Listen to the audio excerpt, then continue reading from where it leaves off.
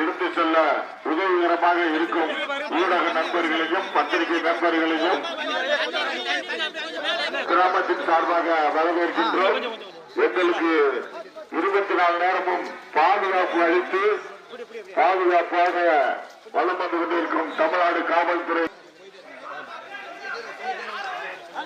கட்சியின் தலைமை ஒருங்கிணைப்பாளர் திரு சீமான் அவர்களை கிராமத்தின் சார்பாக வரவேற்கின்ற செருப்பு போட்டு கோயிலுக்கு போவாங்க. தயவு செய்து எல்லாருமே தெய்வ வழிபாடு உள்ளவர்கள் காலத்தை அணிந்து கோயில் முன்பாக செல்ல வேண்டாம்.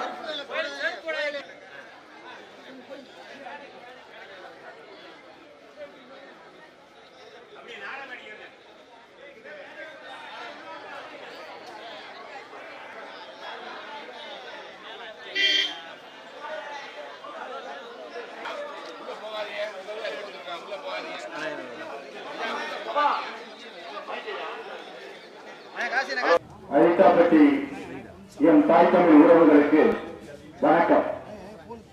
டங்ஸ்டன் சுரங்க எதிர்ப்பிற்காக தொடர்ச்சியாக நாம் தமிழர் கட்சி உங்களோடு ஆறுதலாக உறுதுணையாக நின்றது.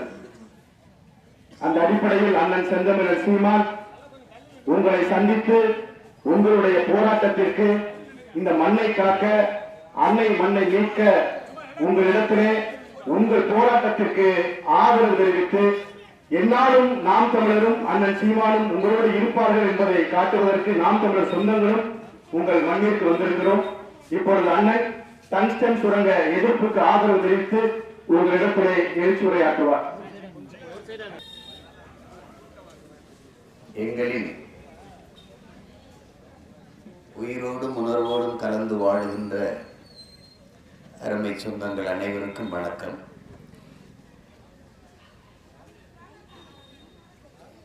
அரிட்டாப்பட்டியில்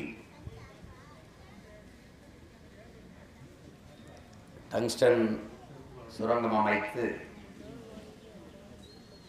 நம்முடைய நிலத்தின் வளத்தை கெடுக்கிற இந்த வேலை திட்டத்திற்கு எதிராக தன்னெழுச்சியாக எமது மக்கள் போராடுவதை நினைக்கும் போது உண்மையிலேயே நான் பெருமையும் மகிழ்ச்சியும் அடைகிறேன். ஏனென்றால் நீண்ட காலமாக நமது நிலத்தை ஒரு வள வேட்டைக்காடாக மாற்றி மீத்தேன், ஈத்தேன், ஹைட்ரோ கார்பன் எடுப்பது, ஸ்டெர்லைட், அணுகுலை போன்ற நச்சு ஆலைகளை நிறுவுவது, சிப்காடு தொழிற்சாலை அமைப்பது, வேலை வாய்ப்பு, வளர்ச்சி என்று பசப்பு இனிப்பு வார்த்தைகளை சொல்லி சொல்லி நில வளத்தை வேட்டையாடுகிற ஒரு வேட்டைக்காடாக நமது தாய் நிலம் தமிழ்நாட்டை இவர்கள் மாற்றி நிறுத்திவிட்டார்கள். இப்போது கடைசிக்கு நம்முடைய அரிட்டாப்பட்டி அதை சுற்றி இருக்கிற பகுதிகளில் அவர்கள் சொல்வது இதுவரை ஒப்பந்தம் போட்டிருப்பது 5000 ஏக்கர் என்று சொல்வது. ஆனால் அவர்கள் 38,439 ஏக்கர், கிட்டத்தட்ட 38,500 ஏக்கரை எடுக்கிறதுக்கு, அதாவது மொத்தமாக ஊரை கழிவிட்டு போங்கிறான். அவ்வளோதான், வேற ஒன்றும் சொல்ல. அது என் அருமை சொந்தங்கள், என்னிலும் இளைய என் தம்பி தங்கைகள், என்னை பெற்ற பேரன்புமிக்க பெற்றோர்கள் புரிந்து கொள்ள வேண்டும். ஒரு போர் நடந்து பேரழிவு நடந்த பிறகு கூட மக்களை கொண்டு போய் அங்கே மறுபடியும் குடியமர்த்தி விடலாம். ஆனால் அணு உலை வெடித்த இடத்திலோ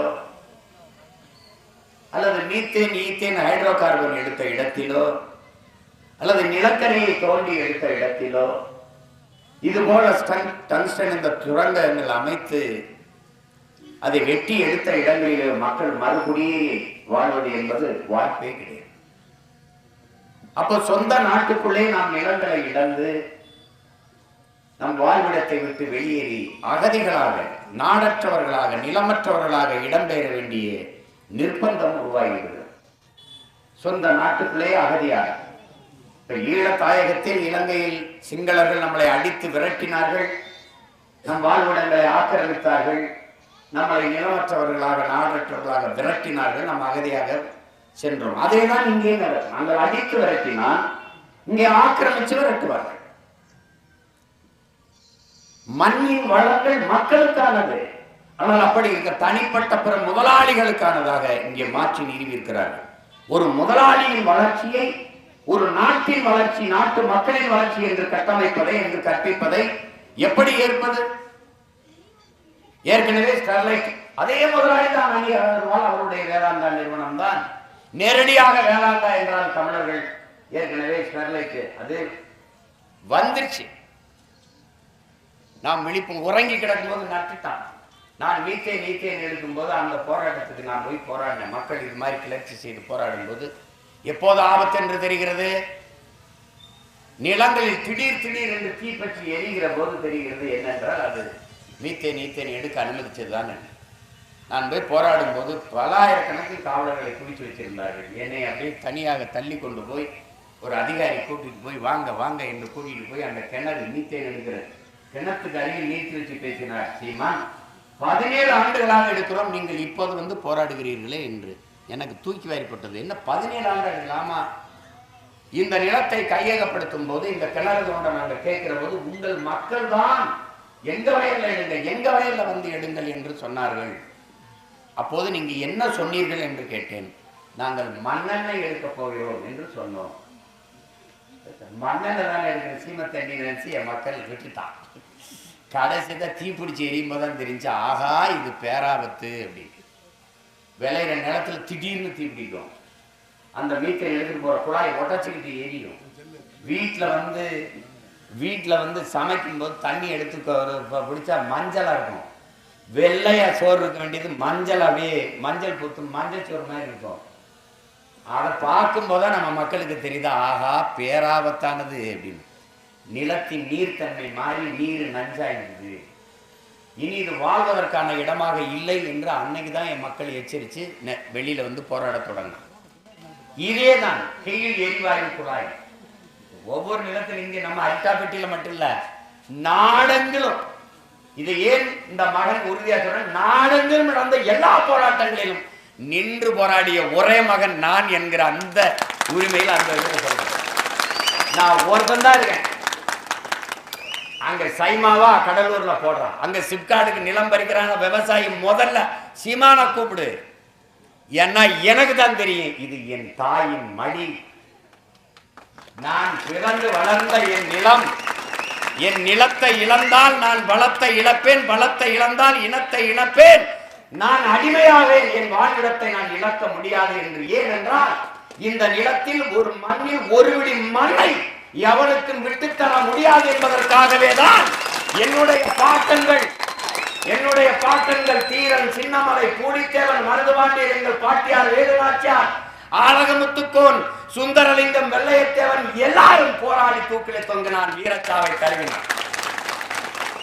எங்கள் அருமை பெரும்பாட்டன் கப்பலோட்டிய தமிழன் வாவு சிதம்பரனார் செக்கை இழுத்ததும் இந்த மண்ணின் வெள்ளையருக்கு ஒரு விடி மண்ணை தரக்கூடாது, தொட விடமாட்டோம் என்பதற்காகத்தான்.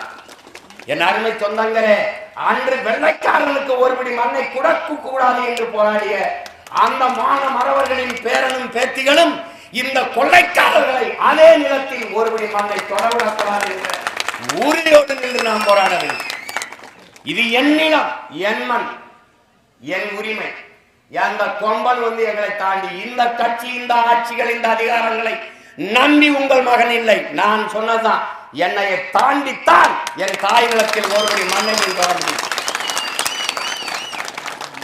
நீ சொன்னியே பரந்துள்ள ஏர்போர்ட் கட்டிப்பாங்க, தொட முடியாது. நீ 8 வழி சாலை போட்டது கல்லுதான் நட முடியும். நீ போட்டு காட்டு பார்ப்போம்.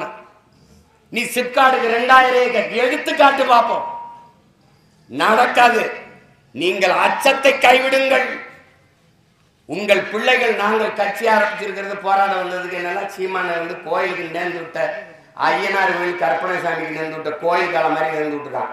ஒரு வேலையும் கிடையாது. இந்த கட்சி, தேர்தல், போட்டி அதெல்லாம் 5ஆம் பட்சம் 6ஆம் பட்சம். ஓட்டு போட்டா போடு, போலினா போ. நான் உன் ஓட்டுக்கானவன் அல்ல, நீ வாழ்கிற இந்த நாட்டுக்கானவன்.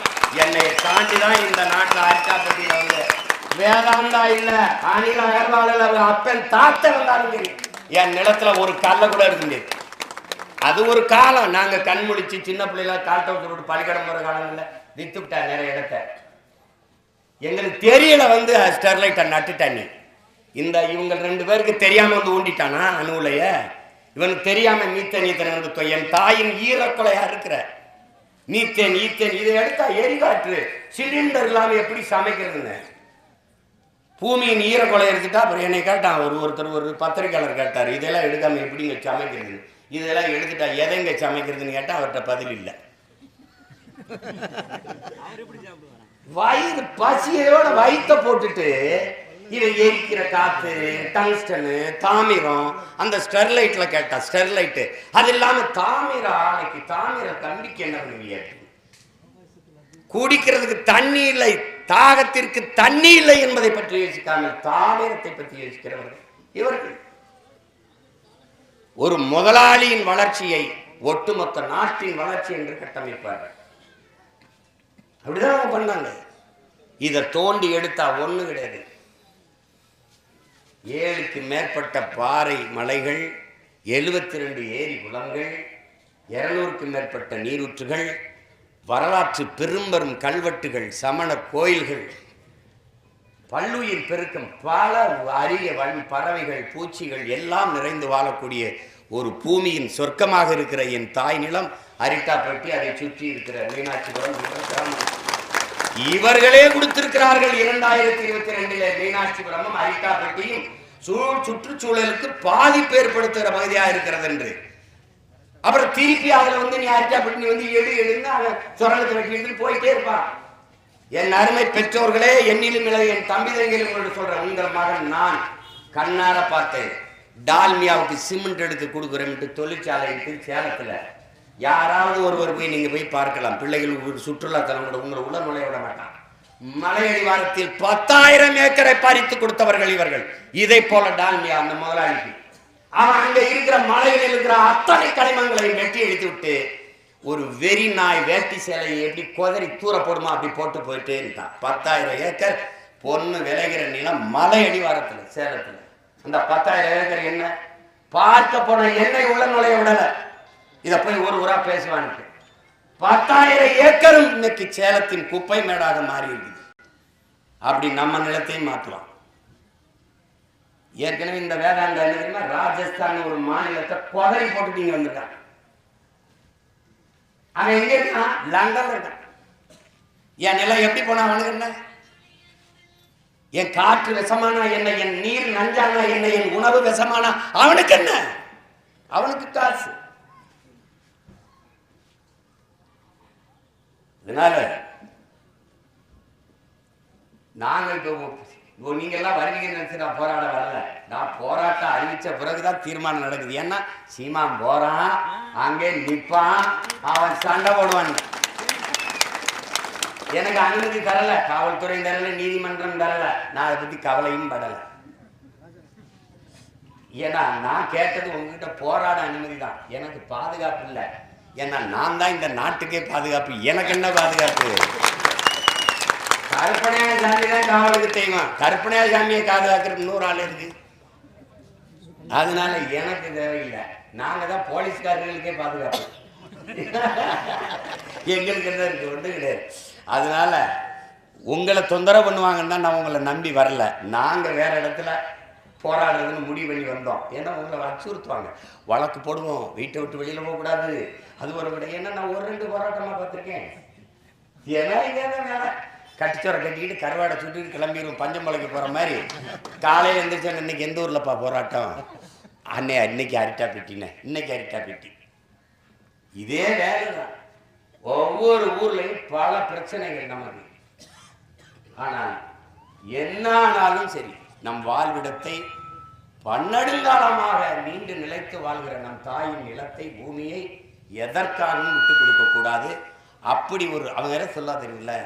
இந்த கெயில் எரிவாயு கேரளாவில் இருந்து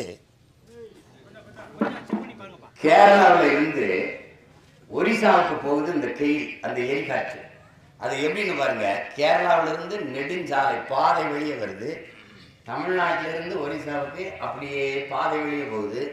நம்ம ஊர்ல மட்டும் நிலத்துக்குள்ள பறிச்சு கொண்டு வரான். நாங்கள் போய் போராடும்போது நீங்கள் பாட்டுக்கு மேலே விவசாயம் செய்யுங்க, நாங்கள் பாட்டுக்கு பூமிக்குள்ள கொண்டு வரோம். அப்பா அந்த அப்பாட்ட பெரியப்பா அந்த மாதிரி எல்லாம் இருந்தவங்ககிட்ட போய் போராட போகும்போது நான் கேட்டேன், பெரியப்பா இது எதுக்கு பெரியப்பா விட்டீங்க அப்படின்னு. ஏயா தண்ணி உள்ளே போகுதுன்னா நாங்கள் குழு குழு குழு குழுன்னு பூமிக்குள்ள கீழே தண்ணி தானே போக போகுதுன்னு நாங்கள் விட்டுட்டோம்ப்பா அப்படின்னு. கடைசியாக என்ன வருதுன்னா அந்த எரிவாயு அந்த காற்று அந்த இது வெடிச்சு அந்த கேஸ் வெடிச்சு ஒரு வேளை பேராபத்து ஏற்பட்டால் இந்த நிலத்தின் உரிமையாளர் தான் அதுக்கு பொறுப்பேற்கணும். அதுக்கு தூக்கு தண்டனை வரைக்கும் தண்டனை கொடுக்கலாம்னாலே நிலத்தையும் கொடுத்துட்டு நாங்கள் தூக்கில் வர வந்துடுவோம். அப்புறம் தான் இங்கே எந்திரிச்சு தெருவுக்கு வந்து போராட ஆரம்பித்தோம். இன்னைக்கு வரைக்கும் இந்த போராட்டம் நடக்குது. அதில் என்னென்ன சொன்ன காரணம், நீங்கள் பாட்டுக்கு மேலாப்பில் விவசாயம் பண்ணிக்கிட்டு இருங்க, நாங்கள் கீழே குழாயை கொண்டு வரணும். அப்போ நான் சொன்னேன், நீங்கள் பாட்டுக்கு நடந்து போங்க, நாங்கள் அப்படி கெண்டக்காரம் மட்டும் அப்படியே வெட்டி எடுத்துக்கிறோம். அதே என்ன சொல்லலாம், மலை நீங்கள் பாட்டுக்கு விவசாயம் பண்ணிக்கிட்டு இருங்க, நாங்கள் பாட்டுக்கு அந்த மலையை எடுத்துக்கிட்டு போயிடுறோம், அந்த டிரான்ஸ்ஃபர் எடுத்துகிட்டு போயிடுறோம், நீங்கள் இருங்க படுத்துருங்க, உங்கள் ஈரக்குறையை மட்டும் அப்படியே குடிக்கிட்டு போயிடுறோம். இந்த மாதிரி நீங்கள் கேள்விப்பட்டிருப்பீங்க, அப்பா அவன் தோல் இருக்க சொலைய முடிஞ்சிருவேன் அப்படின்னு.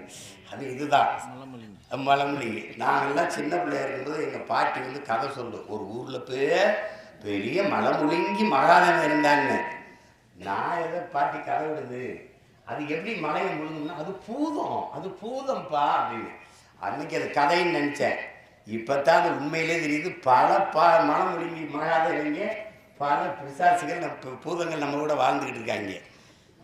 இதனால அச்சப்படுவது பயப்படுவது இதுக்கு பற்றி கவலைப்படாதீங்க. வழக்கு அது இல்லைன்னா விடியாது கிழக்கு. உங்கள் முன்னாள் நிற்கிற உங்கள் மகன் என் மேலே 150 வழக்கு இருக்கு. 150 வழக்கு. ஒன்று கொலை பண்ணது கொள்ளையடிச்சதெல்லாம் இல்லை, போராடினது தான். இப்போ கூட இன்னைக்கு உங்கள்கிட்ட வந்து பேசிட்டு போகிறது கூட நாளைக்கு ஒரு வழக்கை போட்டு வரும். நான் வாங்கி பையில வச்சுக்கிறது.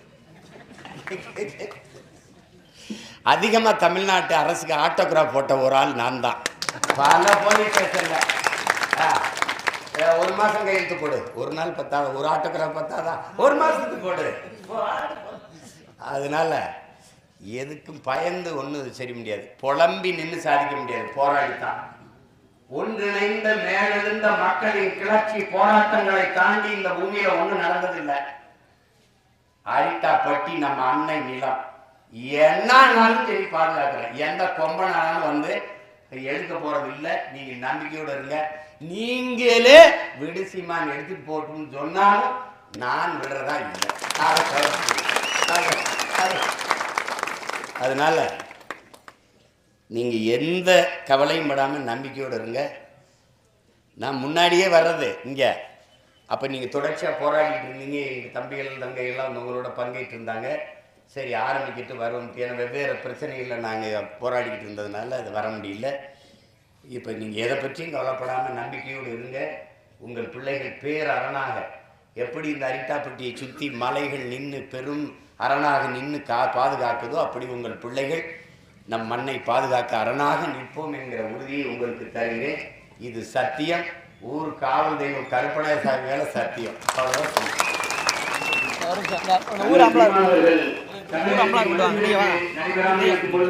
நமது பகுதியில் நான் அண்ணன் தான் வந்து அண்ணன் தலைவருக்கு இந்த மஞ்சளத்தை தமிழகத்தில் நடத்தி காட்டுவதை நடத்தி கொடுத்தது. அன்னைக்கு சதிகள் நடத்தவே கூடாது. நடத்தினாங்க. நாங்க வந்து நடத்துற வாராட்டுக்கு இதே